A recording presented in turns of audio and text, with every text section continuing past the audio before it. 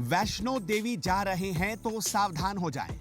Honeymoon पर जाने वाले इस वीडियो को जरूर देखें।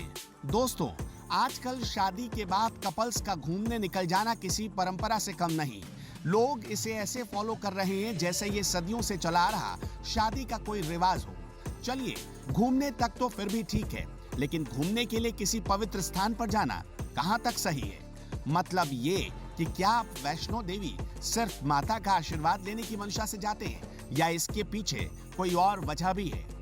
आपको बता दें कि वैष्णो देवी सिर्फ घूमने की जगह नहीं, बल्कि यहाँ से करोड़ों लोगों की आस्था भी जुड़ी है। ये स्थान माता के सबसे खास मंदिरों में से एक बेहद सिद्ध जगह है। ऐसे में यहाँ पर नए शादीशुदा जोड़ों का किसी गलत मंशा से जाना या सिर्फ अपना मन बहलाने के लिए जाना बिल्कुल भी सही नहीं है, क्योंकि ऐसे पवित्र स्थान पर गंदी नीयत से जाने वालों का कभी भला नहीं होता। इसलिए अगर आप इस तीर्थ स्थल में सिर्फ मनोरंजन के लिए जा रहे हैं तो अपना प्लान अभी बदल लें और खुद को और अपने पार्टनर को इस पाप का भागीदार होने से बचा लें। आपने कभी सोचा है कि आखिर वैष्णो देवी मंदिर किसने और कैसे बनाया? मान्यताओं के अनुसार आज से करीब 700 साल पहले श्रीधर नाम का एक पंडित हुआ करते थे। वो माता के बहुत बड़े भक्त थे। अपनी गरीबी का रोना न रोकर वो हमेशा माता की भक्ति किया करते थे। उनके खाने का इंतजाम भी बहुत मुश्किल से हो पाता था। एक दिन श्रीधर के सपने में माता ने आकर उनसे भंडारा कराने को कहा। श्रीधर अचानक उठकर बैठ गए।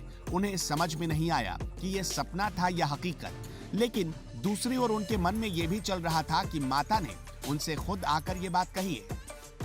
अगर वो ऐसा नहीं करते तो इससे माता का अपमान होगा। धीरे धीरे श्रीधर ने भंडारे के लिए सामान जुटाना शुरू कर दिया। लोगों को इस बात का पता चला तो वो सब भी उसकी मदद के लिए आने लगे।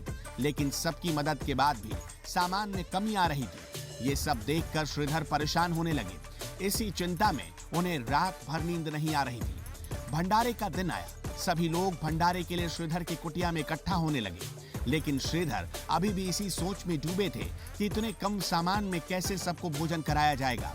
तभी उनकी कुटिया में एक छोटी सी लड़की आई और उस लड़की ने श्रीधर को बड़े प्यार से समझाया, काका आप चिंता न करो, माता रानी सब संभाल लेंगी।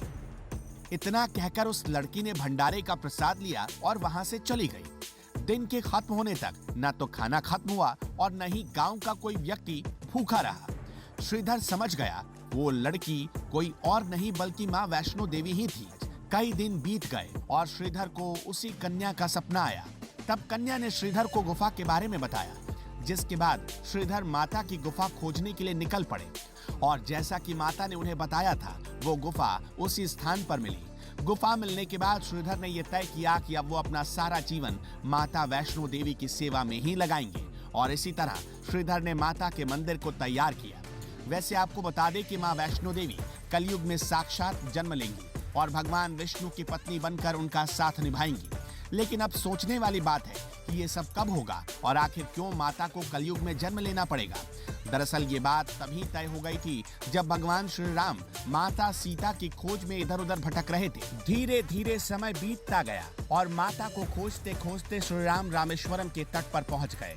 वहां उनकी मुलाकात त्रिकुटा नाम की एक कन्या से हुई। आपको बता दें कि माँ वैष्णो देवी को उनके माता पिता त्रिकुटा कहकर बुलाया करते थे। वो कन्या भगवान विष्णु को पति रूप में पाने के लिए कड़ी तपस्या कर रही थी। जब उसने प्रभु राम को देखा तो वो उन्हें देखते ही पहचान गई। उनकी खुशी का तो मानो कोई ठिकाना ही नहीं रहा।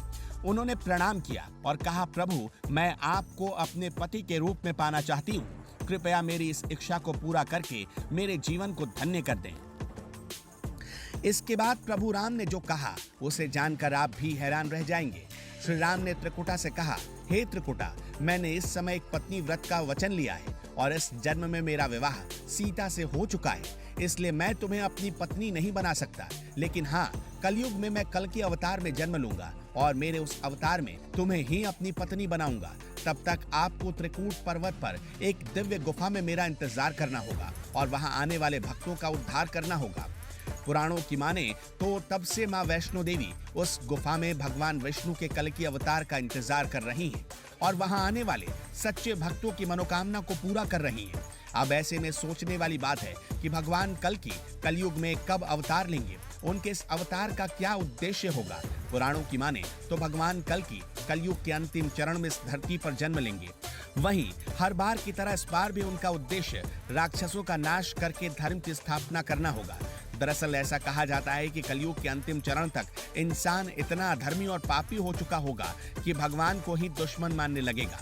उनकी पूजा करना तो दूर, उनसे ही युद्ध करने का मन बना लेगा।